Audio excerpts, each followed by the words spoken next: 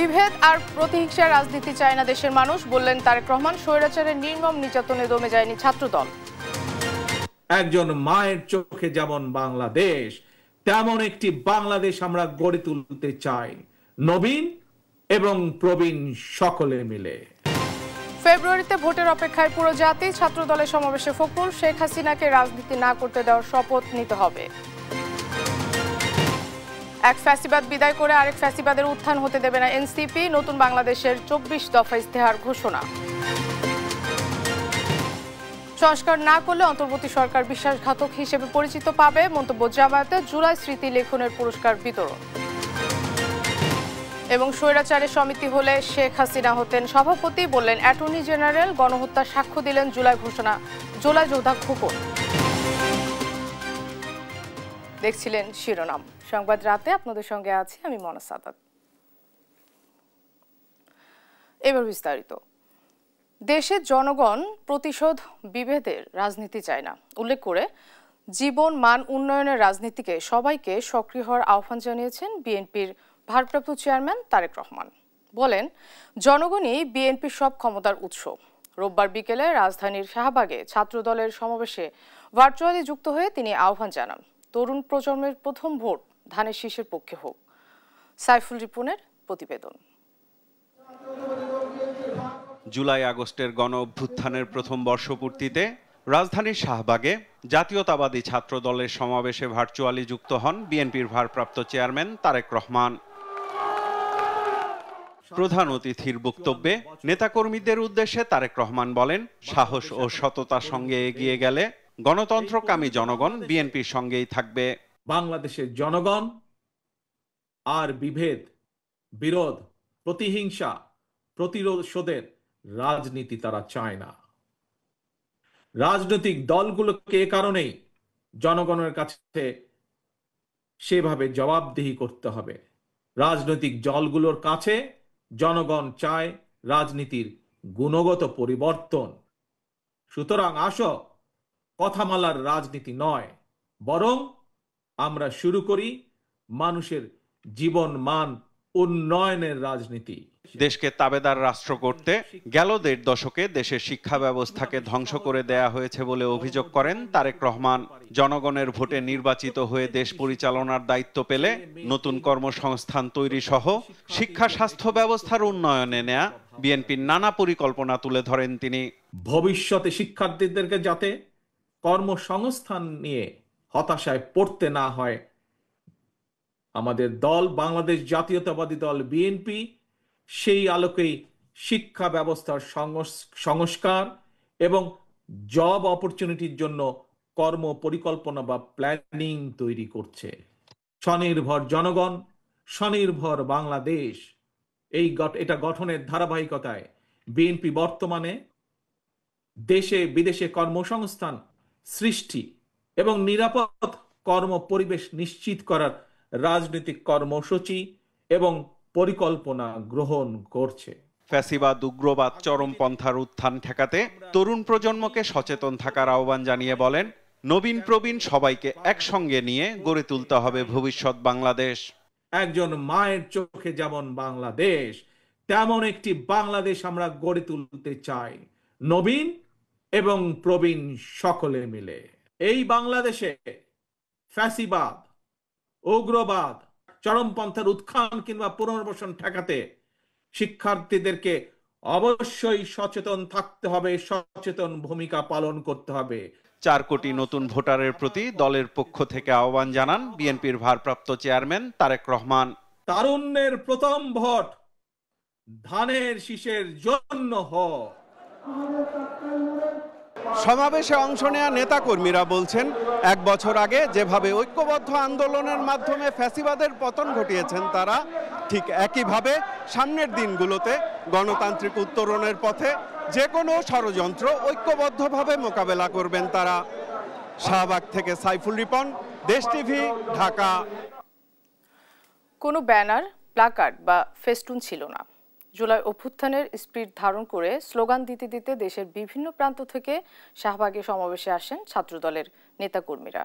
সমাবেশে বিএনপি মহাসচিব মির্জা ফখরুল ইসলাম আলমগীর বলেন, দেশের বিভক্তি সৃষ্টির চেষ্টা চলছে। ফ্যাসিস্টরা আর যাতে রাজনীতি না করতে পারে সেজন্য সবাইকে ঐক্যবদ্ধ থাকতে হবে। নিয়াজ মুর্শিদের রিপোর্ট। এবার ভিন্ন আঙ্গিকে সমাবেশ করল ছাত্রদল। কোনো ব্যানার নেই, প্লাকার্ড নেই কোনো ফেস্টুন, শুধু জুলাই অভ্যুত্থানের স্পিরিট ধারণ করে স্লোগান। শাহবাগের এই সমাবেশে দেশের বিভিন্ন প্রান্ত থেকে সকাল থেকে ছাত্রদলের নেতাকর্মীরা খণ্ড খণ্ড মিছিল নিয়ে আসেন। সমাবেশে যোগ দিয়ে ছাত্রদলের নেতাকর্মীরা বলেন, আগামী বাংলাদেশে যেন হয় সাম্যের বাংলাদেশ, শিক্ষাঙ্গনে যেন সহাবস্থানের রাজনীতি প্রতিষ্ঠা পায়। আমাদের মধ্যে মতভেদ রয়েছে, মতপার্থক্য রয়েছে, কিন্তু রাজনৈতিক শিষ্টাচারের জায়গাটা অত্যন্ত গুরুত্বপূর্ণ। আমরা এই সমাবেশের মাধ্যমে যারা সমালোচনা করে তাদেরকে আমরা দেখিয়ে দিতে চাই যে বাংলাদেশের সাধারণ শিক্ষার্থীরা কাদের পক্ষ রয়েছে। আগামীর বাংলাদেশ হবে সাধারণ শিক্ষার্থীদের শিক্ষার্থী বান্ধব ক্যাম্পাস তৈরি করার রাজনীতি। আমরা একা এই বিজয়কে আমরা নিজেদের করে নিতে চাই না। আমরা দেশের প্রত্যেকটি নাগরিক আমরা এই বিজয়কে উল্লাস করতে চাই। অতিথিদের বক্তব্যে সাবেক ছাত্রনেতারা বলেন, গণতন্ত্র নিয়ে এখনো ষড়যন্ত্র চলছে, তবে তাদের রুখে দিতে ছাত্রদল ঐক্যবদ্ধ আছে। তার প্রমাণ আজকের এই সমাবেশ। হাসিনার বিচারটা যদি না হয় তাহলে এই দেশের মানুষ এই জাতিকে ক্ষমা করবে না। এই ছাত্র ভাইরা অতি দ্রুত জনগণের নির্বাচিত সরকার দেখতে চায়। সমাবেশের প্রধান বক্তা বিএনপি মহাসচিব মির্জা ফখরুল ইসলাম আলমগীর বলেন, কেউ চেষ্টা করছে দেশটাকে বিভক্ত করার। আমাদের পাশের দেশে ভারতবর্ষে হাসিনা আশ্রয় নিয়েছে, তার লোক বলেনি, সেখান থেকে সে মাঝে মাঝেই হুমকি দিচ্ছে যে তারা বাংলাদেশে আক্রমণ করবে। তা শুধু তাই নয়, এখানে তারা বিভিন্নভাবে গোলযোগ সৃষ্টি করার চেষ্টা করছে। আজকের এই সমাবেশ থেকে আমাদেরকে শপথ দিতে হবে যে আমরা কোনোদিনই আমরা হাসিনাকে আর এই দেশে রাজনীতি করার কোনো সুযোগ দিব না। সব ষড়যন্ত্রের বিরুদ্ধে সবাইকে ঐক্যবদ্ধ থাকার আহ্বান জানান মির্জা ফখরুল। বলেন, বিএনপি পারবে তরুণদের ভোটের অধিকার ফিরিয়ে দিতে। নিয়াজ মুর্শিদ, দেশ টিভি, ঢাকা। কেন্দ্রীয় শহীদ মিনারের সমাবেশে দেশের বিভিন্ন স্থান থেকে আসেন এনসিপি নেতাকর্মীরা। তাদের সবার কণ্ঠে ছিল নতুন বাংলাদেশ বিনির্মাণের স্বপ্ন। সাদ আহমেদের রিপোর্ট।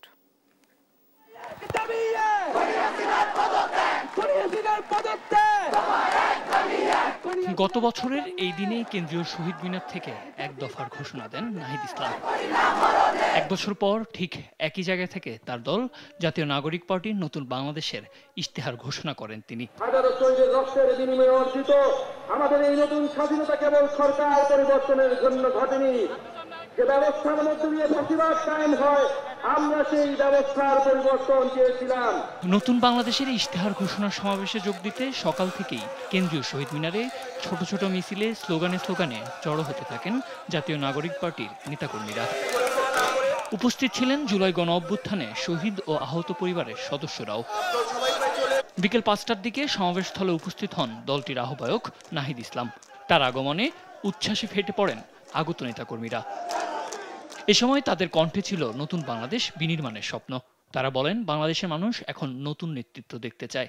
এনসিপি সেটা এই আন্দোলনে বিপ্লবে দেখাই দিয়েছে তারা দেশের জন্য জীবন পর্যন্ত দিতে পারে।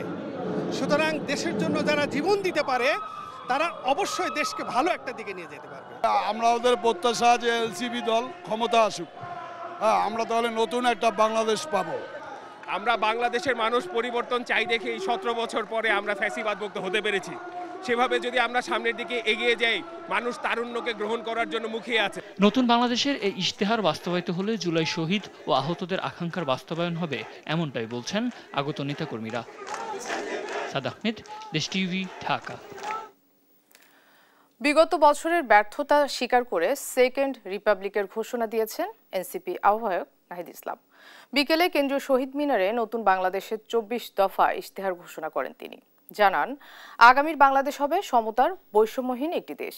বাংলাদেশপন্থী পররাষ্ট্রনীতি ও শক্তিশালী প্রতিরক্ষা ব্যবস্থা গড়ার প্রতিশ্রুতি দেন তিনি। আলিমুজ্জামান সাফওয়ানের রিপোর্ট। নতুন বাংলাদেশ বিনির্মাণে ঐতিহাসিক শহীদ মিনারে ছাত্র জনতার ঢল। যেখান থেকে স্বৈরাচার পতনের এক দফার ঘোষণা এসেছিল, সেখান থেকেই ঠিক 1 বছর পর নতুন বাংলাদেশের ইশতেহার ঘোষণা করল এনসিপি। ঐতিহাসিক 3 আগস্ট দুপুরের পর থেকে খণ্ড খণ্ড মিছিল নিয়ে সারা দেশ থেকে আসা নেতাকর্মীরা শহীদ মিনার প্রাঙ্গণে জড়ো হতে থাকে। সমাবেশে জাতীয় নেতৃবৃন্দ বলেন, অবিলম্বে জুলাই গণহত্যার বিচার করা হবে। পাশাপাশি এনসিপির কার্যক্রম কেউ বাধাগ্রস্ত করতে চাইলে তাদেরকে রাজনৈতিকভাবেই মোকাবেলা করা হবে। পরে বিচার সংস্কার, নতুন সংবিধান প্রণয়ন, বাংলাদেশপন্থী পররাষ্ট্রনীতি ও শক্তিশালী প্রতিরক্ষা কৌশল সহ 24 দফা উত্থাপন করেন দলটির আহ্বায়ক নাহিদ ইসলাম। নতুন বাংলাদেশকে সেকেন্ড রিপাবলিক হিসেবে গড়ে তোলার ঘোষণাও দেন নাহিদ। আলিমুজ্জামান সাফওয়ান, দেশ টিভি, ঢাকা। প্রত্যাশিত সংস্কার না করলে অন্তর্বর্তী সরকার বিশ্বাসঘাতক হিসেবে পরিচিতি পাবে, এ মন্তব্য জামায়াতে ইসলামের নায়েবে আমির ডাক্তার সৈয়দ আব্দুল্লাহ মোহাম্মদ তাহেরের। রোববার সোহরাওয়ার্দী উদ্যানে ইসলামী ছাত্র শিবিরের জুলাই স্মৃতি লিখন কর্মসূচির পুরস্কার বিতরণ অনুষ্ঠানে তিনি কথা বলেন। হাসান আল মাহমুদের রিপোর্ট। সোহরাওয়ার্দী উদ্যানে শিবিরের সহযোগী সংগঠন সাইমুম শিল্পী গোষ্ঠীর জুলাই জাগরণ সাংস্কৃতিক উৎসবের 3য় দিনে ভিড় দর্শনার্থীদের। নান্দনিক ডিজাইনে ফুটে তোলা জুলাইয়ের নানা ছবি, দেয়াল লিখন জুলাই জুড়ে হত্যার মোটিভ ফুটে উঠেছে শিল্পীর দারুণ ছোঁয়ায়।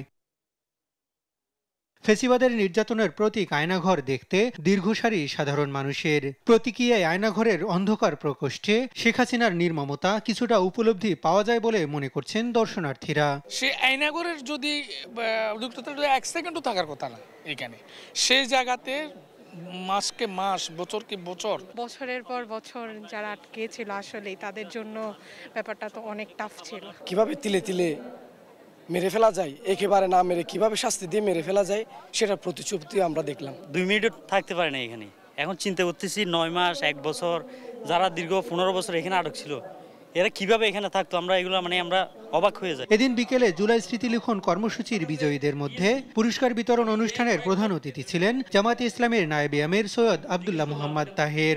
এ সময় তিনি বলেন, অন্তর্বর্তী সরকার সংস্কার নিয়ে সময় ক্ষেপণ করছে। বাংলাদেশের স্বাধীনতার সার্বভৌমত্বকে অক্ষুণ্ণ রাখার জন্য যা কিছু প্রয়োজন এই সরকারকে সেটি করতে হবে, না হলে জনগণের সাথে বিশ্বাসঘাতকতা হিসাবে, শহীদদের সাথে বিশ্বাসঘাতক হিসাবে, যারা রক্ত দিয়েছেন, ত্যাগ করেছেন, তাদের সাথে বিশ্বাসঘাতক হিসাবে ইতিহাস আপনাদেরকে চিহ্নিত করবে। জুলাইয়ের পরে কিছু মানুষ বিভক্তি তৈরি করছে বলে অভিযোগ করেন শিবির সভাপতি। যারা শহীদ হয়েছে তাদের মূল আশা ছিল এই সমাজে চূড়ান্তভাবে বৈষম্যের অবসান ঘটবে, এই সমাজ থেকে অন্যায় অবিচার চূড়ান্তভাবে বিলোপ হবে এবং এই সমাজ এমন একটি নয়া স্বরূপে প্রতিষ্ঠিত হবে যার মধ্য দিয়ে অদূর ভবিষ্যতে কেউ ফ্যাসিস্ট হতে চাইলেও সেই সুযোগ তার জন্য থাকবে না। সব ষড়যন্ত্র মোকাবেলা করে বৈষম্যহীন সমাজ গঠনে শিবির কাজ করে যাবে বলেও জানান নেতারা।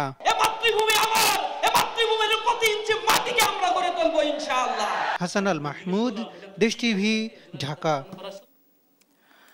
ক্ষমতাচ্যুত প্রধানমন্ত্রী শেখ হাসিনা, সাবেক স্বরাষ্ট্রমন্ত্রী আসাদুজ্জামান খান কামাল এবং সাবেক আইজিপি চৌধুরী আব্দুল্লাহ আল মামুনের মানবতা বিরোধী অপরাধ মামলার আনুষ্ঠানিক বিচার কাজ শুরু হলো। সূচনা বক্তব্যে অ্যাটর্নি জেনারেল বলেছেন, স্বৈরাচারের সমিতি হলে শেখ হাসিনা হতেন সভাপতি। শেখ হাসিনা ও তার সহযোগীদের সর্বোচ্চ শাস্তি দাবি করেন চিফ প্রসিকিউটর। গণহত্যার সাক্ষ্য দিয়েছেন জুলাই যুদ্ধে আহত খোকন চন্দ্র বর্মন। সাবরিনা মজুমদারের রিপোর্ট। কয়েকদিন আগেও কারাগার থেকে আসামি হয়ে আসতেন সাবেক আইজিপি চৌধুরী আব্দুল আল মামুন। রোববার তিনি প্রথমবারের মতো ট্রাইব্যুনালে পা রাখেন রাজসাক্ষী হিসেবে। এবার অন্য সময়ের মতো হাতে ছিল না হাতকড়া, মাথায় হেলমেট কিংবা পরনে বুলেট প্রুফ জ্যাকেট। এদিন শেখ হাসিনা আসাদুজ্জামান খান কামালের বিরুদ্ধে সাক্ষ্য গ্রহণ শুরুর আগে সূচনা বক্তব্য দেন রাষ্ট্রের সর্বোচ্চ আইন কর্মকর্তা। এ সময় পৃথিবীর কোন স্বৈরাচারে কি পরিণত হয়েছে আদালতের সামনে তুলে ধরেন তিনি। বলেন, প্রচলিত আইনে ফ্যাসিস্ট শেখ হাসিনার সর্বোচ্চ শাস্তি চান তিনি। আমরা মুসলিনের নাম শুনেছি, আমরা ফ্রান্সিসকো ফ্রান্সের নাম শুনেছি, পিনোশের নাম শুনেছি, মার্কোসের নাম শুনেছি। এই সমস্ত ফ্যাসিস্ট এবং হিটলারদের স্বৈরশাসকদের অনেকেই বিচারের মুখোমুখি হয়েছেন। এতগুলো মানুষের মৃত্যুর মধ্য দিয়ে যে বাংলাদেশ আমরা পেয়েছি, সেই বাংলাদেশ গড়ার জন্য, আগামী বাংলাদেশ গড়ার জন্য আমরা যদি সাক্ষ্য প্রমাণ উপস্থাপন করতে পারি, আপনারা ন্যায় বিচার করবেন এবং রাষ্ট্রের পক্ষ থেকে আমরা সেটা সব সময় দাবি জানাবো। তিনি বলেন, স্বৈরাচারদের সমিতি করা হলে শেখ হাসিনা হতেন সেই সমিতির সভাপতি। হিটলারের গোয়েবেলস যদি বেঁচে থাকতেন আজ, হয়তো ভাবতেন মিথ্যা কথা শেখার জন্য, মিথ্যা কথা বলার জন্য, মিথ্যা সংস্কৃতি চালু করার জন্য পিএইচডি করার প্রয়োজন। সেই পিএইচডি করতে হয়তো উনি এই স্বৈরাচারের কাছে আসতেন এবং সেই স্বৈরাচারের নাম শেখ হাসিনা ওয়াজেদ। সূচনা বক্তব্যে চিফ প্রসিকিউটর বলেন, শেখ হাসিনা সহ আসামিদের বিরুদ্ধে অকাট্য প্রমাণ রয়েছে, তাই আসামির ইচ্ছাকৃত পলায়ন এবং বিদেশি রাষ্ট্রের নির্লিপ্ততা ন্যায় বিচার নিশ্চিতে বাধা হবে না। আসামিদের ইচ্ছাকৃত পলায়ন কিংবা কোনো বিদেশি রাষ্ট্রের নিষ্ক্রিয়তা এই ট্রাইব্যুনালের সত্য অনুসন্ধান এবং ন্যায় বিচার নিশ্চিতের গুরুর দায়িত্ব পালনকে বাধাগ্রস্ত করতে পারবে না। ন্যায় বিচারের হাত দীর্ঘ, অনুপস্থিতি বা উদাসীনতা তাকে আটকাতে পারে না। এই মামলায় প্রথম সাক্ষী হিসেবে আদালতে সাক্ষ্য দিলেন নারায়ণগঞ্জের সাইনবোর্ড এলাকায় পুলিশের গুলিতে মুখ ছাঁচড়া হয়ে যাওয়া খোকন চন্দ্র বর্মন। তার নিজের ও সহযোদ্ধাদের সাথে ঘটে যাওয়া নির্মমতার বর্ণনা দেন তিনি। পরে তাকে জেরা করেন আসামি পক্ষ। আজকে তারিখটা ছিল। সাবরিনা মজুমদার, দেশ টিভি, ঢাকা। বিগত সরকারের আমলে ফ্যাসিবাদের দালালি করা মিডিয়া হাউসগুলোকে জনগণের কাছে ক্ষমা চাওয়ার আহ্বান জানিয়েছেন তথ্য ও সম্প্রচার উপদেষ্টা মাহফুজ আলম। আর জুলাই গণঅভ্যুত্থানে মফস্বলে সাংবাদিকদের মাধ্যমে অভ্যুত্থানের ভয়াবহতার প্রকৃত চিত্র উঠে এসেছে বলে জানান প্রধান উপদেষ্টার প্রেস সচিব শফিকুল আলম। রোববার তথ্য ভবনে জুলাই অভ্যুত্থানে হতাহত সাংবাদিকদের স্বীকৃতি ও সম্মাননা প্রদান অনুষ্ঠানে এসব কথা জানান তারা। আরও জানাচ্ছেন সহকর্মী মোহাম্মদ আলাউদ্দিন। আমরা নামগুলো বলবো। 24-এর গণ অভ্যুত্থানে পেশাগত দায়িত্ব পালন করতে গিয়ে হতাহতদের তালিকায় রয়েছে সাংবাদিকও। রোববার রাজধানীর তথ্য ভবনে সেসব সাংবাদিকদের স্বীকৃতি ও সম্মাননা প্রদানের আয়োজন করে বাংলাদেশ সাংবাদিক কল্যাণ ট্রাস্ট। আহত সাংবাদিকবৃন্দ উপস্থিত আছেন এবং অন্যান্য সাংবাদিকবৃন্দ। জুলাই অভ্যুত্থানে প্রতিকূল পরিবেশে দায়িত্ব পালনের অভিজ্ঞতা তুলে ধরেন আহত সাংবাদিকরা। তো সেই সময়টাতে আমরা সেই সত্য তুলে ধরতে গিয়ে আসলে মূলত আহত হয়েছি। সরকারের কাছেও আমরা হেনস্থার শিকার হয়েছি, তারাও আমাদেরকে বাধা দেওয়ার চেষ্টা করেছে।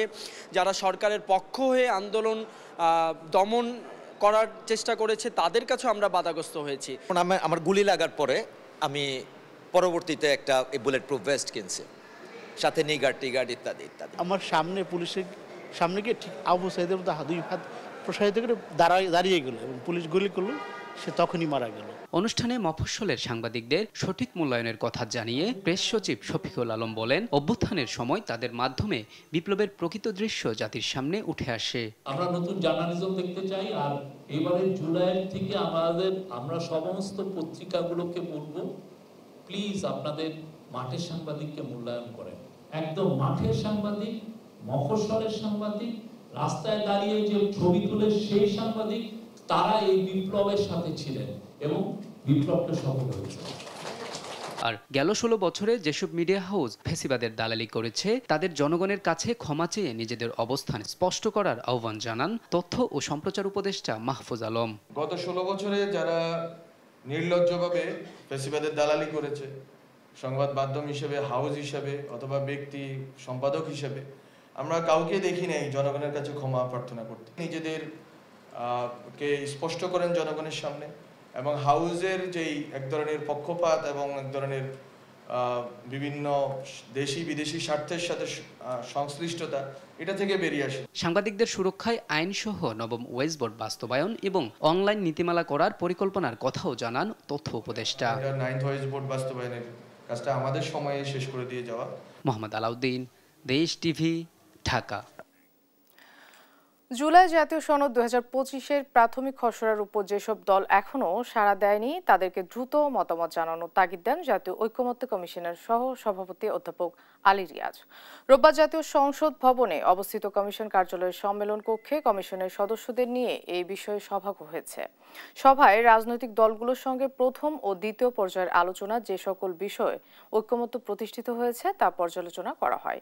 আলী রিয়াজ বলেন, জুলাই জাতীয় সনদ 2025-এর প্রাথমিক খসড়ার উপর বেশিরভাগ দলই মতবাদ দিয়েছে, বাকি রয়েছে কয়েকটি দল। নির্বাচন কমিশনকে একটি দলের উদ্দীপনা মেরুদণ্ডহীন বলে মন্তব্য করেছেন জাতীয় নাগরিক পার্টি এনসিপির মুখ্য সমন্বয়ক নাসির উদ্দিন পাটোয়ারি। রোববার সকালে ইসি সচিবালয়ে সিইসির সঙ্গে সাক্ষাৎ শেষে ব্রিফিংয়ে তিনি মন্তব্য করেন। বলেন, গত 15 বছর মানুষ ভোট দিতে পারেনি, আর ভবিষ্যৎ বাংলাদেশে গণতান্ত্রিক প্রক্রিয়ায় একটি দল ছাড়া যদি কেউ ভোট নিতে ও দিতে আসে সেখানে সমস্যা সৃষ্টি করছে ইসি। এ পরিস্থিতি থাকলে ভোটে অংশগ্রহণ করবে না বলেও হুঁশিয়ারি দেন তিনি। এ সময় তিনি জুলাই সনদের আলোকে ইসি পুনর্গঠন করে আসন্ন নির্বাচন আয়োজন করতে আন্দোলনে নামার ইঙ্গিত দেন। এনসিপির নিবন্ধনের জন্য সংশোধনী কাগজপত্র জমা দিয়েছে জানিয়ে নিবন্ধন ও শাপলা প্রতীক পাবার আশা ব্যক্ত করেন নাসির উদ্দিন পাটোয়ারি। আমরা গত 15 বছরে ভোট মানুষ দিতে পারে নাই, আর এখন যদি কেউ ভোট নিতে যায় গণতান্ত্রিক প্রক্রিয়ায়, সেই প্রক্রিয়া তারা বাধাগ্রস্ত করছে, 1 নম্বর। 2 নম্বর হলো আমরা যত দিন এই ইলেকশন কমিশনকে দেখতে পাচ্ছি ততই বুঝতে পারছি যে এটা মেরুদণ্ডহীন একটা ইলেকশন কমিশন। এখন আমাদের যে জুলাই সনদটা হবে সেখানেও কিন্তু এই ইলেকশন কমিশনের সংস্কার প্রক্রিয়া এসেছে। এটা যদি প্রায়োগিক অর্থে বাস্তবায়ন হয় তাহলে এই সংসদের পরেও হবে নাকি আগে হবে? আমরা তো বলেছি যেটা এই সংসদের আগে এই জুলাই সনদের বাস্তবায়ন প্রক্রিয়ার মধ্য দিয়েই কিন্তু নেক্সট ইলেকশন হবে। সো আমরা এই জিনিসগুলো ইন্ডিকেট করেছি।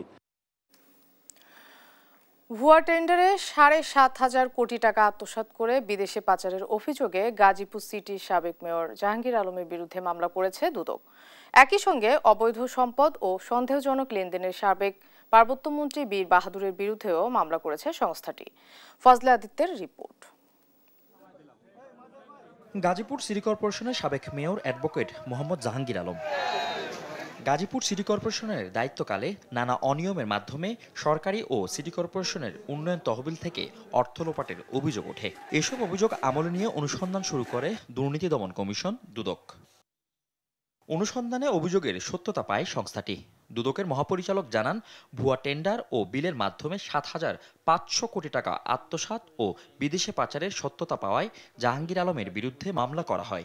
পরস্পর যোগসাদস্যে ভুয়া টেন্ডার ও বিল প্রস্তুতপূর্বক নিজস্ব ঠিকাদারি প্রতিষ্ঠানকে কাজ দিয়ে সরকারি উন্নয়ন তহবিল ও সিটি কর্পোরেশনের রাজস্ব তহবিল থেকে নানাবিধ অনিয়ম ও দুর্নীতির মাধ্যমে 7,500 কোটি টাকা আত্মসাৎপূর্বক বিদেশে পাচারের অভিযোগ অনুসন্ধানকালে প্রমাণিত হয়েছে। এদিকে 12.5 কোটি টাকার অবৈধ সম্পদ ও 73 কোটি টাকার সন্দেহজনক লেনদেনের প্রমাণ মেলায় পার্বত্য চট্টগ্রাম বিষয়ক মন্ত্রণালয়ের সাবেক মন্ত্রী বীর বাহাদুর ও তার স্ত্রীর বিরুদ্ধেও মামলা করেছে সংস্থাটি। 9,17 লক্ষ টাকারও বেশি মূল্যের সম্পদের মালিকানা অর্জন ও দখলে রাখা এবং নিজ নামেও 13টি ব্যাংক হিসাবে 58 কোটি টাকারও বেশি অস্বাভাবিক ও সন্দেহজনক লেনদেন করার অপরাধ অনুসন্ধানকালে প্রমাণিত হয়েছে। মহাপরিচালক আরও জানান, মামলার পাশাপাশি অনুসন্ধান চলমান রয়েছে। অভিযোগের সাথে আর কারো সম্পৃক্ততা পেলে দুদক আইনে ব্যবস্থা নেওয়া হবে। ফজলে আদিত্য, দেশ টিভি, ঢাকা। ব্রাহ্মণবাড়িয়ায় 2টি মোটরসাইকেল ও একটি সিএনজি চালিত অটোরিকশা ত্রিমুখী সংঘর্ষে 4 মোটরসাইকেল আরোহী নিহত হয়েছে। রোববার বিকেলে বিজয়নগর উপজেলার রামপুর এলাকায় এই দুর্ঘটনা ঘটে। ব্রাহ্মণবাড়িয়া হাইওয়ে থানার ভারপ্রাপ্ত কর্মকর্তা জাহাঙ্গীর আলম জানান, ব্রাহ্মণবাড়িয়াগামী একটি মোটরসাইকেলের সঙ্গে মাধবপুরগামী একটি মোটরসাইকেল ও একটি সিএনজি অটোরিকশা ত্রিমুখী সংঘর্ষ হয়। এতে ঘটনাস্থলে মোটরসাইকেল আরোহী 4 জন নিহত হয়। মরদেহ উদ্ধার করে ময়নাতদন্তের জন্য সদর হাসপাতালের মর্গে পাঠানো হয়েছে।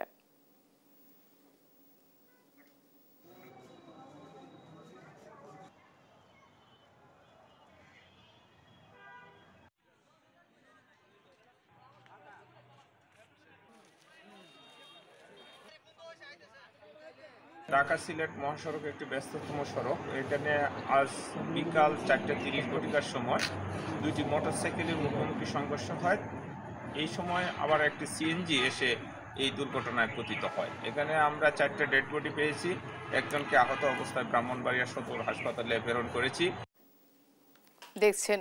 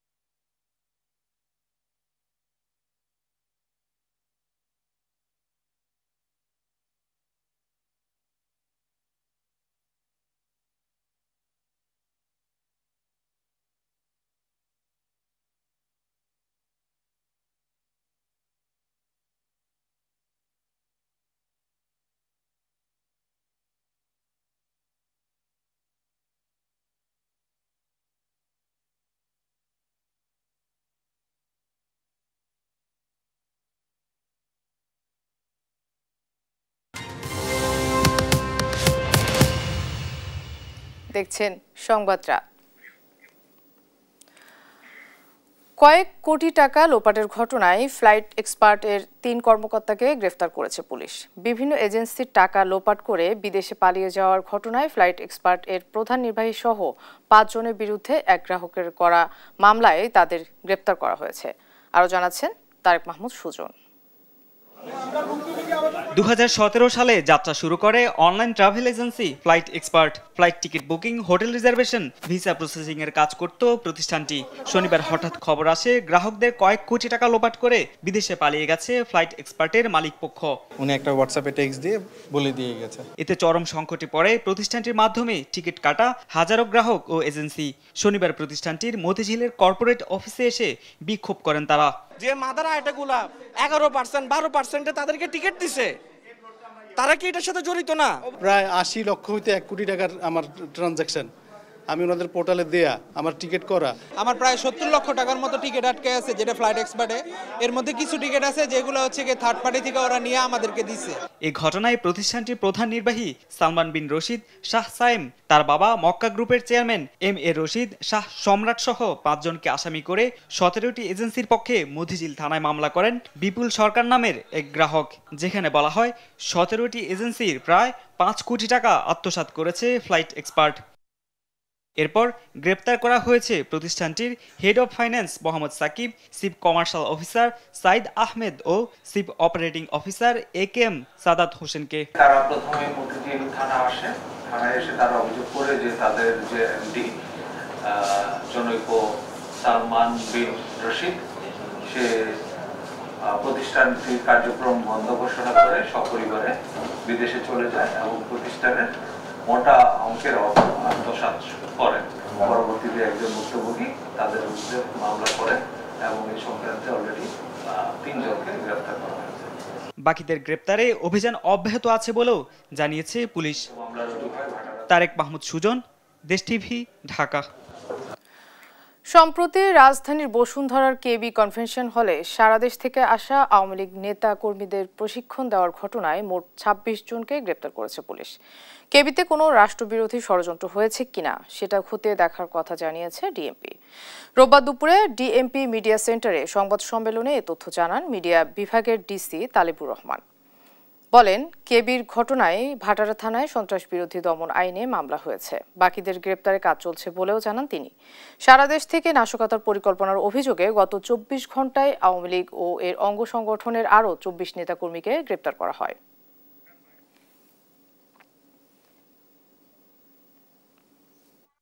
নিয়মিত মামলা রুজু হয় ভাটারা থানায়। উক্ত মামলায় ইতিমধ্যে আপনারা জানেন ২২ জনকে গ্রেপ্তার করা হয়েছে এবং মামলায় জড়িত অন্যান্য যারা আছে তাদেরকেও গ্রেফতারে আমাদের প্রচেষ্টা অব্যাহত রয়েছে।